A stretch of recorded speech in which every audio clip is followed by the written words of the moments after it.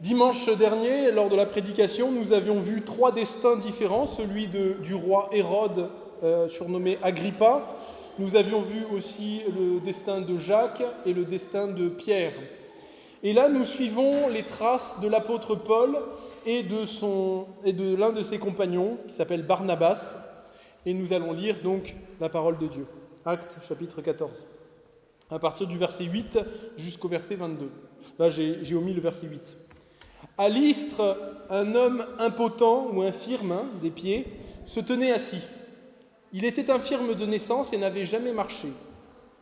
Il écoutait Paul parler et celui-ci fixa les regards sur lui et voyant qu'il avait la foi pour être sauvé, il lui dit d'une voix forte « Lève-toi, tiens-toi droit sur tes pieds ». L'homme se releva d'un bond et se mit à marcher. À la vue de ce que Paul avait fait, la foule se mit à dire tout haut dans leur langue, en lycaonien. « Les dieux sont descendus vers nous sous une forme humaine. » Ils appelaient Barnabas Zeus et Paul Hermès, parce que c'était lui qui prenait la parole. Dans la religion païenne, Hermès est le dieu qui communique. Le prêtre de Zeus, dont le temple était à l'entrée de la ville, amena des taureaux avec des guirlandes de fleurs, il faut l'imaginer, vers les portes. Il voulait que la foule offre un sacrifice. Quand ils apprirent cela, les apôtres Barnabas et Paul déchirèrent leurs vêtements et se précipitèrent vers la foule en s'écriant « Pourquoi faites-vous cela ? Nous aussi, nous sommes des êtres humains, de la même nature que vous. Et nous vous apportons une bonne nouvelle, en vous appelant à renoncer à ces idoles sans consistance pour se tourner vers le Dieu vivant qui a fait le ciel, la terre, la mer et tout ce qui s'y trouve. Dans les générations passées, Dieu a laissé les nations suivre leur propre voie. Pourtant, il n'a pas cessé de rendre témoignage de ce qu'il est par le bien qu'il a fait. Il vous a envoyé du ciel des pluies et des saisons fertiles. Il vous a comblé de nourriture et a rempli votre cœur de joie. C'est à peine si par ces paroles, ils ont pu empêcher la foule de leur offrir un sacrifice. Alors arrivèrent d'Antioche et d'Iconium des Juifs qui gagnèrent la foule. Après avoir lapidé Paul, ils le traînèrent hors de la ville, le pensant pour mort. Cependant, quand les disciples l'entourèrent, Paul se leva et il rentra dans la ville. Le lendemain, il repartit pour Derbe avec Barnabas, et après avoir évangélisé cette ville et fait un certain nombre de disciples, ils retournèrent à Lystre, à Iconium et à Antioche. Il fortifiait l'esprit des disciples, il les encourageait à persévérer dans la foi en disant « C'est à travers beaucoup de difficultés qu'il nous faut entrer dans le royaume de Dieu. » Voilà, jusque-là, la lecture de la parole de Dieu. Alors, dimanche dernier, nous avions vu au chapitre 12, le chapitre 12 commençait par le meurtre de Jacques, et nous avions entendu parler de Hérode Agrippa Ier, qui était le souverain, le roi, on va dire, le roitelet plutôt, du royaume, ou plutôt du protectorat, il faudrait dire, de la Judée-Galilée. Et à cette époque, la foule païenne était venue à la rencontre de ce roi Hérode et l'avait flatté en lui attribuant des qualités divines. À la suite d'un discours, la foule s'était écriée, c'est ce que la parole de Dieu nous rapporte, les gens, les païens, avaient dit « c'est la voix d'un Dieu et non d'un être humain ». Et on s'en souvient, le roi Hérode Agrippa avait aimé cette flatterie. Il avait beaucoup apprécié cela, mais Dieu l'avait jugé, il l'avait jugé pour ce blasphème, et il avait connu une mort aussi atroce que rapide. 2 chapitres plus loin, nous avons l'exemple de 2 serviteurs de Dieu, Paul et Barnabas. Ils annoncent la parole de Dieu aux habitants de la ville de Lystre, une petite ville qui se trouve en Lycaonie, aujourd'hui dans le sud de la Turquie, on pourrait dire. près de la Cappadoce. Et par la puissance de Jésus, ils accomplissent un miracle en guérissant un homme handicapé. Là aussi, la foule païenne, un petit peu comme face à Hérode, perd contrôle. Elle est stupéfaite et se met à appeler et à prêter à Paul et Silas des qualités divines. Conduits par un prêtre de leur religion, ils s'apprêtent à leur rendre un culte, à leur offrir des sacrifices. Mais à la différence de Hérode, on voit bien la différence à 2 chapitres près, Paul et Barnabas, en véritables serviteurs de Dieu, vont refuser complètement et catégoriquement cette louange qui ne peut revenir qu'à Dieu. Ils vont profiter de l'occasion pour prêcher encore davantage et pour appeler les païens à se tourner vers le seul vrai Dieu.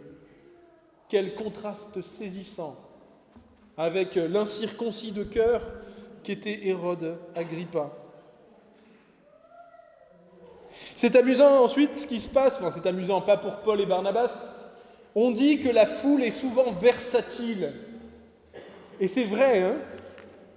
La même foule qui voulait porter Paul et Barnabas aux nus, quelques minutes après, il suffit que quelques personnes rentrent dans la foule et disent « ce sont des... » et les accuser de tous les noms, et la foule d'un coup se met à vouloir les tuer. Ils sont passés peut-être en moins d'une heure à vouloir adorer Paul et Barnabas, à vouloir les tuer. Paul est donc lapidé, c'est-à-dire frappé à coups de pierre, et il est laissé vraiment pour mort. Il est traîné à terre sur des centaines de mètres. On peut imaginer tous les dégâts que ça peut faire à notre corps. Si on est traîné par les pieds et amené jusqu'au-delà de la porte de la ville. Et en toute logique, après tout ce que Paul avait subi, il devait être dans un tel état que ses persécuteurs étaient sûrs que jamais il ne se relèverait.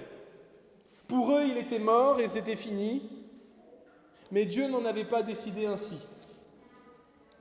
Et c'est pourquoi quand les disciples sont venus, sans doute à la base pour rechercher son corps, pour essayer de l'enterrer, pour lui donner une sépulture digne, ils ont trouvé Paul qui s'est relevé malgré toutes ses contusions, malgré toutes ses blessures. Et Dieu a jugé bon de le restaurer complètement, puisque le lendemain, après être rentré et avoir passé la nuit tranquillement dans la ville de Lystre, le lendemain, il est parti pour la ville de Derbe, qui se trouve quand même à pas moins de 60 km de route. Et là, ce n'est pas 60 km en voiture dans une ambulance, c'est 60 km à marcher dans la chaleur. Donc Paul, par la grâce et la puissance de Dieu, s'est relevé ce jour-là, on va dire presque en pleine forme.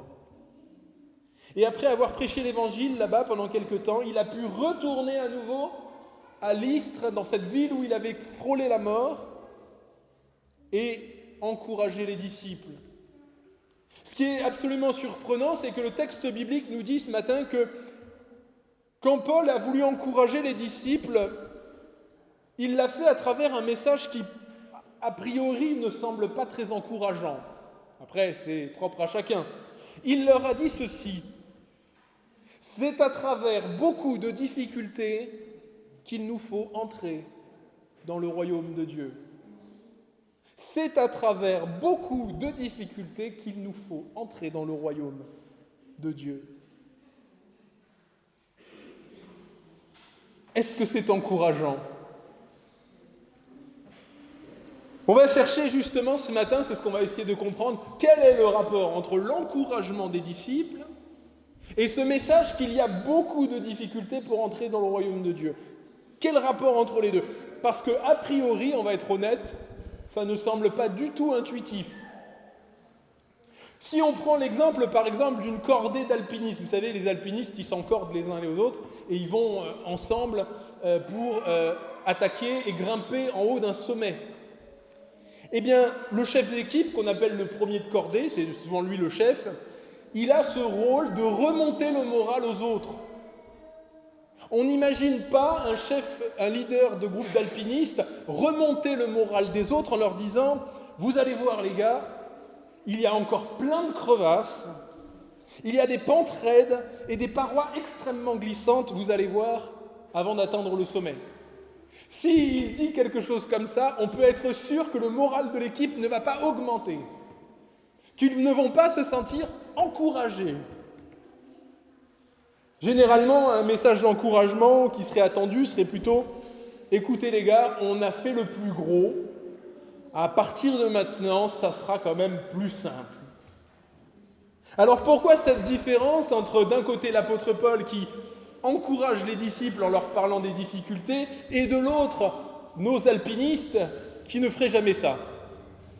Eh bien, il y a une différence de taille. Une différence de taille qui tient à ceci. Les alpinistes savent bien que pour atteindre un sommet, tout va dépendre d'eux.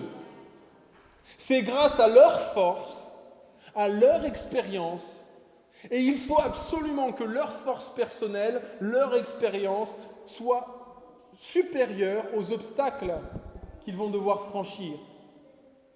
Mais dans la vie avec Dieu, ça ne se fonctionne pas comme ça. Dans la vie avec Dieu, les difficultés et les obstacles sont toujours plus grands de toute manière que tous nos efforts, que toute notre force, que toute notre expérience. Garder la foi n'est pas une affaire charnelle et humaine. C'est une œuvre surnaturelle. Et l'apôtre Paul, quand il a donné ce message, il était la preuve vivante, par le simple fait qu'il était en vie, que Dieu est celui qui aide à surmonter les épreuves. Il est l'exemple même que Dieu ne manquera pas de donner de la force dans tous les obstacles et toutes les difficultés si, comme Paul, les disciples acceptent de placer en Dieu pleinement leur confiance. Pour faire le lien avec le livre de l'Exode qu'on a vu tout au long de l'année, Paul ne dit rien en substance de bien différent de ce que Moïse a dit au peuple hébreu. Vous vous souvenez, c'était le moment où Moïse, avec le peuple, s'est retrouvé face à deux grandes difficultés. La grande difficulté de la mer et la grande difficulté de l'armée ennemie égyptienne qui vient pour les massacrer. Et qu'est-ce qu'avait dit Moïse ? Moïse avait dit au peuple, « N'ayez pas peur, restez en place, regardez la délivrance que l'Éternel va vous accorder en ce jour. » Il leur a pas dit « Regardez la délivrance que nous allons faire », il a dit « Regardez la délivrance que l'Éternel va accomplir ». Et dans la vie chrétienne, beaucoup de choses sont comme ça. On se prend des épreuves, on se prend des problèmes, on se retrouve face à des soucis et des défis. Et à travers ça, la problématique, c'est comment est-ce que Dieu va faire ? Comment est-ce que Dieu va faire pour agir et qu'à la fin, quoi qu'il arrive, quelle que soit l'issue, il sera glorifié. Et vous vous en souvenez, c'était la prédication de dimanche dernier. Mais il y a une deuxième raison pour laquelle l'apôtre Paul a parlé de la manière dont il a parlé. C'est que Dieu, pour parler, si je peux me permettre ce langage, Dieu n'est pas un vendeur de voitures d'occasion. Alors, il y a peut-être des vendeurs de voitures d'occasion honnêtes, hein. Mais en tout cas, Dieu n'est pas le Dieu des demi-vérités. Dieu n'est pas le Dieu des mensonges par omission ou des encouragements basés sur des approximations. Dieu n'est pas un coach de course qui annonce à son poulain à chaque fois que la course est bientôt terminée quand il reste encore des kilomètres. Nous avons de la valeur aux yeux de Dieu et notre Dieu est un Dieu de vérité. Et si l'on regarde la Bible et que parfois on peut s'étonner des paroles difficiles qu'il y a dedans, cela doit nous rappeler une chose. Dieu est profondément honnête et sa parole est honnête. Elle ne nous dit pas forcément ce que nous voulons entendre, mais elle nous dit ce que nous devons entendre. Et la différence entre les deux est importante. Et la vérité que nous devons entendre, c'est que le chemin de la foi en Christ, pour entrer dans le royaume de Dieu, ne rend pas notre vie plus facile. Avoir la foi en Jésus-Christ, se tourner vers le Dieu vivant, ne rend pas notre vie plus confortable. Même, c'est ce que nous dit la parole aujourd'hui, au contraire, elle rend notre vie encore plus difficile. Un peu à la façon des païens de Lystre. Vous avez vu la façon dont les païens de Lystre se sont conduits? Ils ont entendu, ils ont vu ce que Paul a fait et ils ont interprété tout ce que Paul faisait avec Barnabas, mais selon leur façon de voir et leur façon de penser.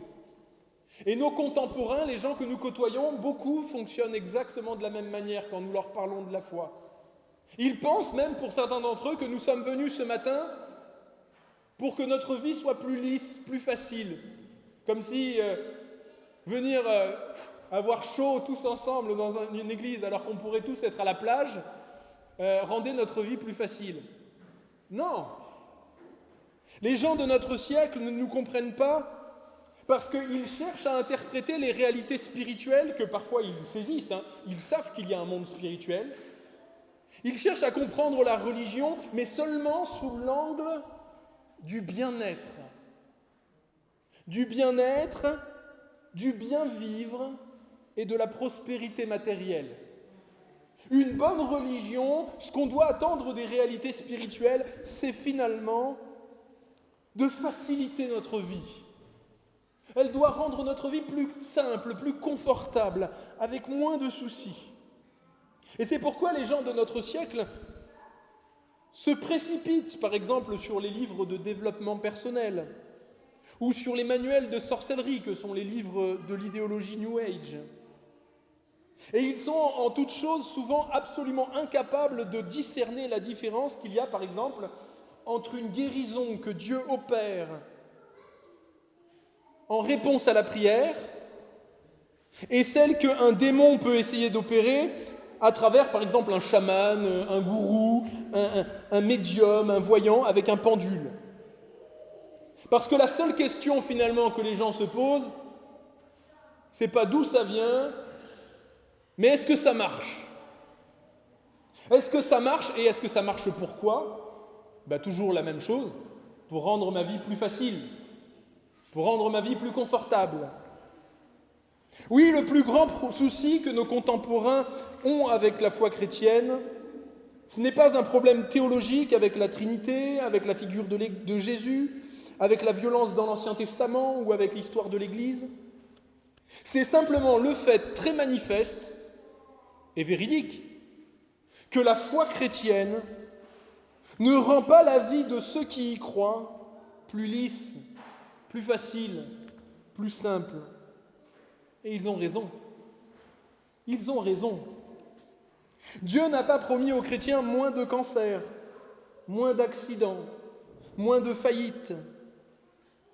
Pire même, Dieu a promis aux chrétiens plus encore de difficultés, plus encore d'obstacles que les autres, parce que non content d'avoir les mêmes obstacles et les mêmes problèmes que les autres, nous, en tant que chrétiens, recevons aussi les difficultés et les obstacles qu'il y a pour vivre fidèlement à notre Dieu dans les pays que Dieu nous a donnés.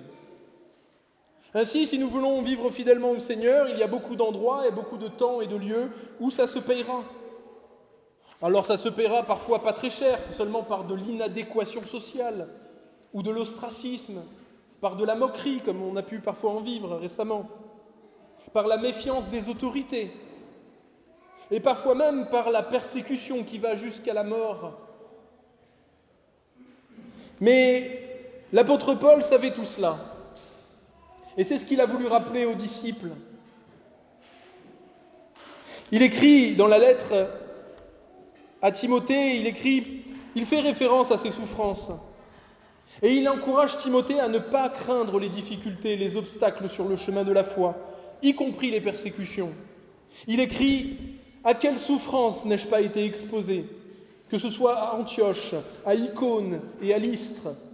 Quelle persécution n'ai-je pas supportée? Et pourtant, le Seigneur m'a délivré de toutes.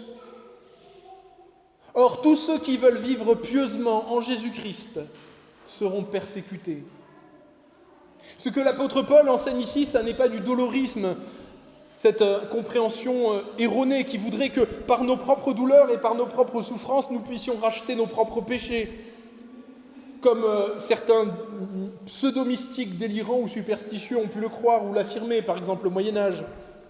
Non, nous sommes délivrés de la tentation du dolorisme, car seul le sang du Christ peut nous racheter nos fautes et nous donner la vie.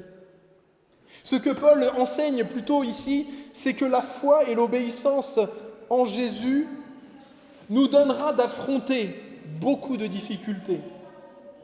Mais avec la foi, chaque souci personnel, chaque épreuve que nous rencontrons comme le commun des mortels, chaque épreuve devient aussi en plus une épreuve spirituelle. Et c'est là où nous avons aussi plus de difficultés. Nous avons les mêmes problèmes que les autres, mais parce que nous avons la foi, nous n'interprétons plus ces problèmes de la même manière. Chaque problème, chaque difficulté devient aussi en plus, puisque nous avons une vie spirituelle, que nous sommes nés de nouveau, nous sommes nés physiquement, mais nous naissons spirituellement, eh bien, les problèmes ont un double impact. Ils nous impactent dans notre vie, on va dire, corporelle, et ils nous impactent aussi dans notre vie spirituelle. La souffrance et la difficulté vient éprouver notre foi et nous force à voir au-delà de ce que nos yeux peuvent voir. Finalement, Dieu permet les souffrances et les difficultés parce qu'ils nous permettent, comme le peuple hébreu quand il se retrouvait face à la mer et coincé par l'armée égyptienne, il nous force à voir que Dieu est avec nous et que nous avons des raisons de nous confier davantage encore en Dieu. De manière que chaque difficulté, au lieu d'abîmer notre foi, vient au contraire la faire grandir et qu'ainsi nous puissions entrer dans le royaume par notre foi. L'apôtre Paul, qui est à ce niveau un exemple, raconte les genres de difficultés qu'il a pu rencontrer au long de sa vie. Dans la deuxième lettre aux Corinthiens, le passage est assez long, mais je vais vous le lire. Souvent en danger de mort. 5 fois j'ai reçu des Juifs 40 coups moins 1. 3 fois j'ai été battu de bâton. 1 fois j'ai été lapidé. 3 fois j'ai fait naufrage. J'ai passé 1 jour et 1 nuit dans l'abîme. Fréquemment en voyage, j'ai été en péril sur les fleuves, en péril de la part des brigands, en péril de ceux de ma nation, en péril de la part des païens, en péril dans les villes, en péril dans les déserts, en péril sur la mer, en péril parmi les faux frères. J'ai été dans le travail et dans la peine, exposé à de nombreuses veilles, à la faim, à la soif, à des jeûnes multipliés, au froid et à la nudité. Et sans parler d'autre chose, car je suis assiégé chaque jour par les soucis que me donnent toutes les églises. Et nous le savons par l'histoire, ultimement, l'apôtre Paul connaîtra une dernière épreuve, celle de sa mort en martyr qu'il trouvera dans les années 60 à Rome. Il mourra en témoin de Christ en donnant sa vie comme preuve de la véracité de l'Évangile. Mais toutes les épreuves qu'il aura rencontrées tout au long de sa vie, au lieu de grignoter ou d'entamer sa foi, au contraire, l'aura fait grandir et exercer encore davantage. Et c'est pourquoi, à l'approche de sa mort, l'apôtre Paul pourra écrire ces mots sublimes. C'est ce qu'il écrit à Timothée, son ami. « Pour ma part, en effet, je suis déjà comme sacrifié. Et le moment de mon départ approche. J'ai combattu le bon combat. J'ai terminé la course. J'ai gardé la foi. » Ainsi, la vie chrétienne, nous l'apprenons encore ce matin, n'est pas un parcours de développement personnel ou une méthode pour booster nos chances de progresser dans notre carrière ou d'accomplir nos rêves. Non, croire en Jésus de Nazareth, c'est la certitude que nous échangeons une vie centrée sur nous-mêmes, sans nous poser trop de questions, pour une vie centrée sur Dieu, avec potentiellement beaucoup de problèmes et de difficultés en plus. Ça n'est pas se simplifier la vie, c'est se la complexifier.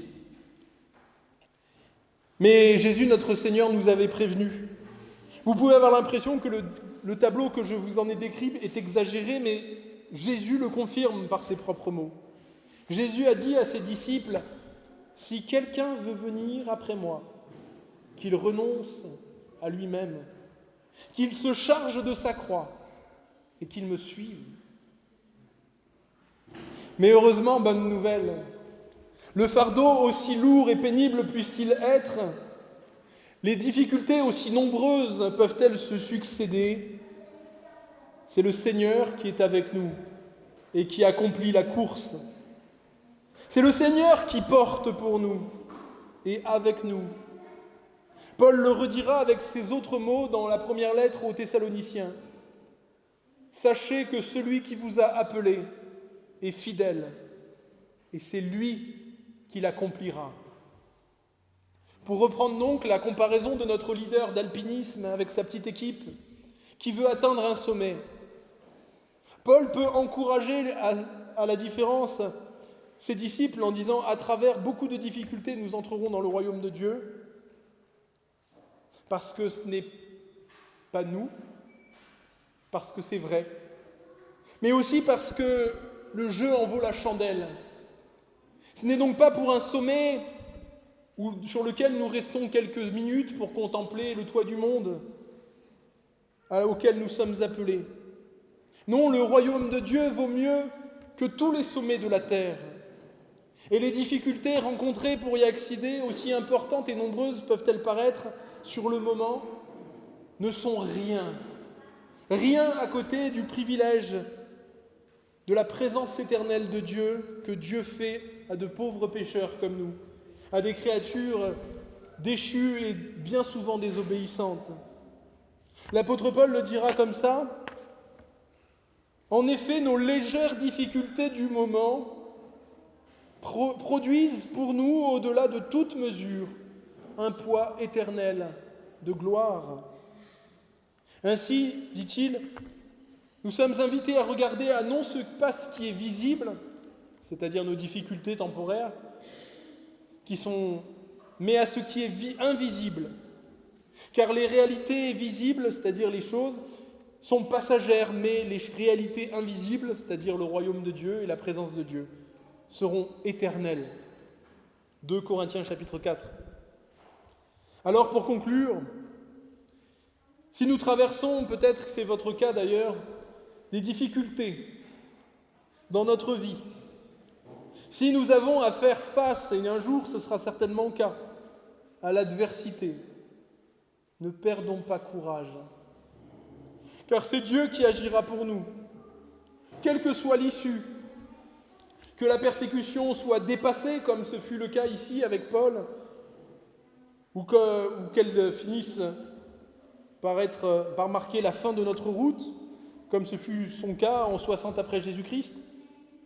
Quoi qu'il advienne, la victoire est à Dieu et à ceux qui sont avec lui. Notre Seigneur est véridique dans sa parole et il nous a prévenus afin que notre foi soit fondée non pas sur l'espérance que notre vie sera plus simple et plus confortable, mais qu'elle soit fondée plutôt sur une espérance vraie.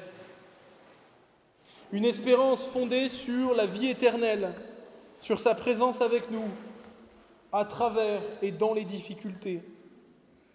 Difficultés qui seront l'occasion de nous faire grandir dans notre relation avec notre Dieu.